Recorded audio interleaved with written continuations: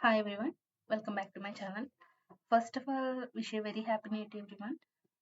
So my topic వచ్చి RRB JE computer science syllabus అనేది CBT2 ఏంటని కొంతమంది కామెంట్ చేశారు.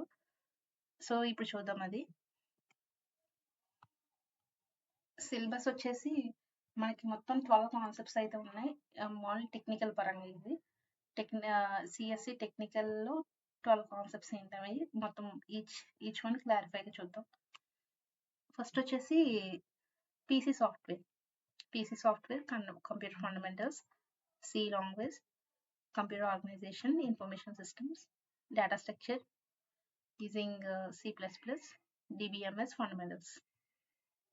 And next వచ్చి system programming, operation system, Linux, web technologies, system analysis and design, data and network communication, Java programming and software engineering. So ఈ మొత్తం concepts technical concepts ఇవి. So ఇదేంటంటే ఒక్కొక్కటి ఇది వచ్చి ఒక బుక్ రిఫర్ చేయాలి. సిస్టమ్ ప్రోగ్రామ్కి ఒక బుక్ రిఫర్ చేయాలి. అసలు అందులో ఏం టాపిక్స్ అనేవి ఇప్పుడు చూద్దాం. సో ఎవరైతే సబ్స్క్రైబ్ చేయలేదు సబ్స్క్రైబ్ చేసుకోండి, ఒక లైక్ అయితే చేయండి. సో పీసీ సాఫ్ట్వేర్ వచ్చేసి జస్ట్ ఏంటంటే మనం బేసిక్స్ మాట MS Office, MS Windows, Word, Excel, PowerPoint. And fundamentals వచ్చేసి కంప్యూటర్ ఎవల్యూషన్స్ అంటే generations, hardware, software and internet కోసం. సి లాంగ్వేజ్ ఇది అందరికీ కామన్గా అన్ని బ్రాంచెస్కి ఉండేదే. Structures, loop, arrays, pointers, control systems, functions, union, structures and files. Computer organization అంటే అసలు మనం ఇచ్చే ఇన్పుట్ అది అవుట్పుట్, మన ఇచ్చే అవుట్పుట్ అది ఇన్పుట్లో ఎలా తీసుకుంటుంది, జీరోస్ వన్స్ ఎలా తీసుకుంటుంది, నెంబర్ సిస్టమ్స్, లాజికల్ గేట్స్ కానీ ఫ్లిప్ ఫ్లాప్స్ ఎలా వర్క్ అవుతాయి, Boolean algebra, DMA instruction sets అనేవి ఎలా తీసుకుంటుంది. అండ్ ఇన్ఫర్మేషన్ సిస్టమ్స్ వచ్చేసి అసలు ఇన్ఫర్మేషన్ కాన్సెప్ట్స్ అంటే ఏంటి, ఇందులో హార్డ్వేర్ సాఫ్ట్వేర్స్ అనేవి వర్కింగ్ ఎలా ఉంటుంది. So overall communication systems and ecommerce అనేవి ఇన్ఫర్మేషన్ సిస్టమ్స్లో ఎలా రన్ అవుతాయి. అండ్ డేటా స్ట్రక్చర్స్ వచ్చేసి సి అండ్ C++ అని ఒకటే. Soups concepts, data structure, stock, QQ, pointers, linked list and searching, sorting algorithms అవి. అండ్ డిబిఎంఎస్ సో మనకి ఇప్పుడు most technically developing DBMS. So basics, data models, RDBMS, DBMS differences, relational algebra, SQL and MySQL కూడా చూడండి. ఇది DDL, DML and DCL statements, creating tables and equijoins, self joins, PL, SQL, functional, cursor and triggers. And system programming వచ్చేసి background assemblers and అంటే assemblers అయ్యి theory parts చూడండి. మరి ఎక్కువ మేము ప్రోగ్రామింగ్ చేసామని అంటూ అన్ని మెయిన్ ఆబ్జెక్టివ్ టైప్ కాబట్టి జస్ట్ థియరీ పార్ట్స్ సరిపోతుంది. Loaders and links, macro process, compilers అంటే ఏంటి ఇవి. ఆపరేటింగ్ సిస్టమ్స్ వచ్చేసి యూజింగ్ లైనెక్స్ ఆపరేటింగ్ సిస్టమ్స్ ఎలా ఉంటాయి, సో దాని టైప్స్, దాని ఫీచర్స్ ఎలా ఉంటాయి, ఆర్కిటెక్చర్ అంటే మనకి డయాగ్రామ్స్ అడగడు, జస్ట్ ఏంటి అంటే ఏ పార్ట్ ఏంటి, పిన్ ఏంటి, ఈ పిన్ నెంబర్ ఇచ్చి దాన్ని నేమ్ ఏంటని అడుగుతాడు. అలాగా Linux systems, Unix file system structures and Linux commands వచ్చేసి files, directories, filters, pipes and process ఇవి. అండ్ ఏంటంటే ఆపరేటింగ్ సిస్టమ్స్లో మనకి యూనిక్స్, విండోస్, లైనెక్స్ ఉన్నాయి కదా. సో మీకైతే మెయిన్గా లైనెక్స్ అడిగారు. దాని క్రియేటింగ్, ఎడిటింగ్ ఫైల్స్ అలాగా, సిస్టమ్ అడ్మినిస్ట్రేషన్ యొక్క రోల్ ఏంటి, managing user accounts. Okay. And next వచ్చేసి web technologies and programming. So ఇది వచ్చేసి ఈ పార్ట్ ఒకటి మీకు చాలా లెంతీగా ఉంది ఇది. So internet intranet and Ethernet కూడా ఉంది. Hardware and software like buses, local area network, Reuters, gateways, bridges, switches, and internet service providers, backbones, NAPs, URLs, domain names and emails, web server and proxy server, and webcags, web browser like Internet Explorer, internet virus, internet security issues and firewalls, data encryption and digital signatures and certifications, creating a website of creating and homepage, HTML programming basis, and syntax rules and search engine for internet, outlet expression front page, and the system analysis and designing around it. So system components and system యొక్క planning, facts finding techniques, tools for documenting procedures and decisions. ఆ structure analysis వచ్చేసి ఇందులో sub parts మాట. Data flow analysis, flow diagrams, data dictionary and application prototype.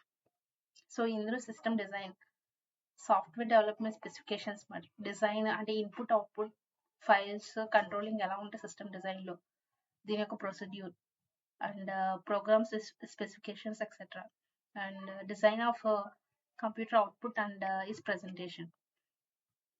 So data network communications వచ్చేసి, so data కమ్యూనికేషన్లో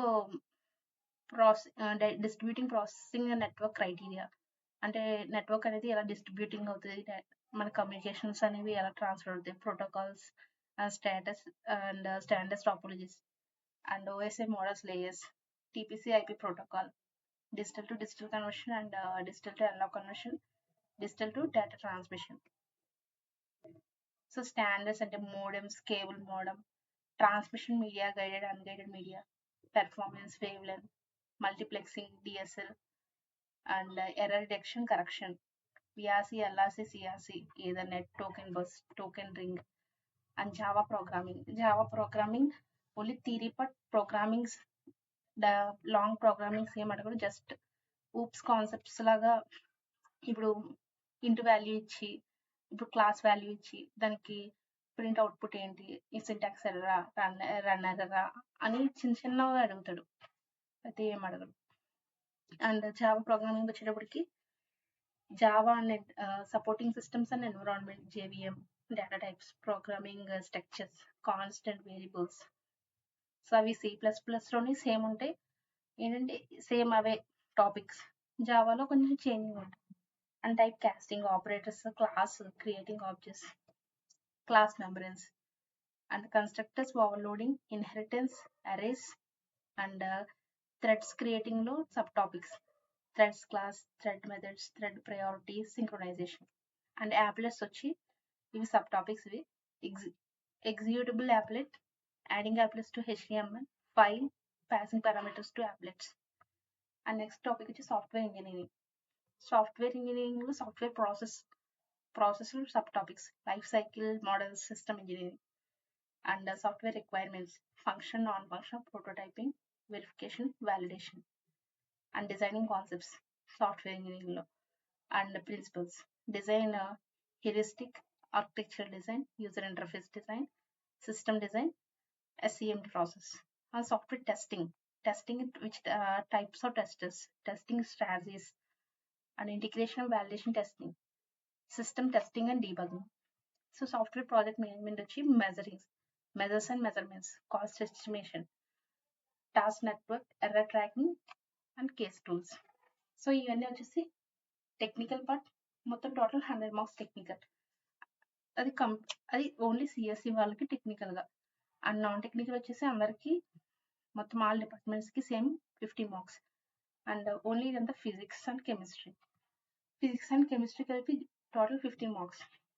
so general science వచ్చేసి మీకు CBT1 మీరు qualify అవుతాం కన్ఫర్మ్గా అయిన వాళ్ళు CBT2 ప్రిపరేషన్ అయితే స్టార్ట్ చేయండి. మీ CBT1లో ఫిజిక్స్, కెమిస్ట్రీ ఏదైతే ప్రిపేర్ అయ్యారో సో అది రిఫర్ చేయండి. నా సైడ్ నుంచి అయితే నేను బెస్ట్ బుక్స్ అయితే ఇవి. జనరల్ సైన్స్ వచ్చేసి లూకెన్ పబ్లిషర్తో ఉంటుంది. And chemistry T. Narasimha Rao. Biology, life science వచ్చేసి Adda 24/7 videos or PDFs and text book series ఇవి బాగుంటాయి. And basics, environment, pollution control 10 marks. మా CBT1లో కూడా బయోడిగ్రేడబుల్, నాన్ బయోడిగ్రేడబుల్ అని క్వశ్చన్స్ అడిగాడు. సో ఇవన్నీ లైఫ్ సైన్స్ మాట. సో లైఫ్ సైన్స్లో కంబైన్గా ఉంటాయి. సో మనం మాక్ టెస్ట్లు అటెండ్ అయితే దీని ఎన్విరాన్మెంట్ కోసం బాగా తెలుస్తుంది. ఇవి 10 marks. And current affairs GK వచ్చి బెనకర్ణ, Lucent publishers and text book monthly PDFs download చేసుకొని, అంటే ఎలా అంటే ఇప్పుడు మనకి 2025 మార్చికి CBT2 ఎగ్జామ్ అయితే దానికి 1 ఇయర్ బ్యాక్ పీడిఎఫ్ అంతా చదవాలి. అంటే 2024 జనవరి నుంచి మార్చ్ వరకు, అదే అప్ టు స్టిల్ జనవరి వరకు, అంటే మార్చ్‌కి మనకి ఎగ్జామ్ పేపర్ అనేది రెడీ అయిపోతుంది. సో, ఈ జనవరి వరకు ఈ 1 ఇయర్ 2024 అంతా పీడిఎఫ్స్ అంతా ఒక్కోటి డౌన్‌లోడ్ చేసుకొని అండ్ ఒక పీడిఎఫ్ అనేది 5 డేస్, 6 డేస్ చదవడం అలా చేయండి. తర్వాత ఆ పీడిఎఫ్ చదివిన తర్వాత మీరు ఒక మాక్ టెస్ట్‌కి అటెండ్ అవ్వండి. సో, లేదంటే అడ్డా 24 చదవకుండా మంత్లీ పీడిఎఫ్స్ ఉంటాయి. అండ్ ఏ మంత్ పీడిఎఫ్ చదివినా సరే ఏంటి మీరు మాక్ టెస్ట్ అయితే అటెండ్ అవుతే మీకు అసలు ఎంత గ్రాస్పింగ్ అనేది చేశారని తెలుస్తుంది. అండ్ నెక్స్ట్ బేసిక్ కంప్యూటర్స్ మీకు అడ్వాంటేజ్ ఏంటంటే సిఎస్సి వాళ్ళకి. సో, ఇదంతా మీకు ఈ 10 మార్క్స్ అనేవి టెక్నికల్‌లో కలిసొస్తాయి. అదే టెక్నికల్‌లో చదివేస్తారు ఈజీగా. బేసిక్ కంప్యూటర్స్ ఏముంది అంటే abbreviations, in hard disk input devices, output devices maximum ఇవి ఉంటాయి. ఓకే. అండ్ సో, టెక్నికల్ పరంగా సపోజ్ మీరు డిప్లొమా చేస్తే మీరు డిప్లొమా బుక్స్ అనేవి టెక్నికల్‌వి రెఫర్ చేస్తే సరిపోతుంది. ఫస్ట్ నుంచి ఫైనల్ ఇయర్ దాకా.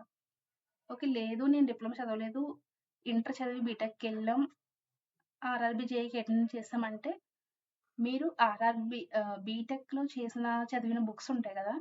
జస్ట్ థియరీ పార్ట్స్ చూసుకోండి అంతే. మరి అంటే డిప్లొమాకి, బీటెక్‌కి డిఫరెన్స్ ఏంటంటే మనకి డిప్లొమాలో A+B whole square, A² + B² + 2AB అని ఇచ్చారు. సో, అదే బీటెక్‌లో ఏం చేస్తారంటే డిప్లొమాలో జస్ట్ ఫార్ములా ఇస్తే మనకి బీటెక్‌లో దానికి అది అసలు ఎలా వచ్చిందని ప్రూఫ్ చేయడం. సో, ఎక్స్‌టెన్షన్ ఉంటది అంతే. అది ఎలా ప్రూఫ్ అయింది అని. అంతే, అంతకు మించి ఏమి ఉండదు. ఈ టాపిక్స్ అక్కడ ఉంటాయి. ఏంటంటే ఆ ఎక్స్‌టెన్షన్ అంతే. సో, మీరు బీటెక్‌లో ఏం చదివారో అవే బుక్స్ అనేవి రిఫర్ చేయండి. కొత్తగా ఏం చదవక్కర్లేదు. అండ్ మాక్ టెస్ట్ ఇటండి డైలీ. ఇప్పుడు సపోజ్ నేను పెట్టాను కదా! ఇది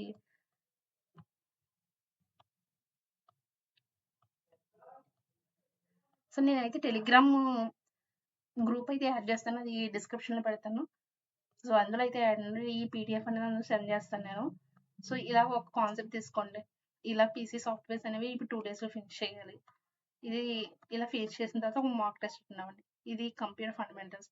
ఇది ఒక 5 డేస్‌లో ఫినిష్ చేయాలి అని పెట్టుకొని మీ టెక్నికల్‌ని ప్రిపేర్ అవ్వండి. ఎందుకంటే టోటల్ 150 అయితే మీరు ఒక 100 అనే అటెంప్ట్ చేసేలా ఉండాలి. మొత్తం కలిపి. ఓకేనా? సో, అంతేనండి. Thank you everyone.